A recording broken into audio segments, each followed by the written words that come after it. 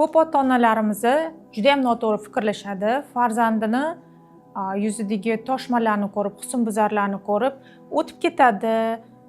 Bu balog'at yoshida bo'ladigan proses deb o'ylashadi. 2 yillab, 3 yillab, 5 yillab e'tibor berishmaydi. Har xil maskalar olib berishadi, yuziga har xil kremlar olib berishadi. Shuni natijasida terida har xil chandiqlar paydo bo'ladi. Uni ketkazish bu juda ham muammo hisoblanadi. Yuzida ugrisi borlar har doim birinchi shu fikr keladi. Chiska qildiraman, ugriyimdan qutulaman deb o'ylashadi. Lekin hech qachon bunaqa bo'lmaydi. Sizlar faqat shu muammoni kuchaytirasizlar, yana ham bu prosesni mukammallashtirib borasizlar.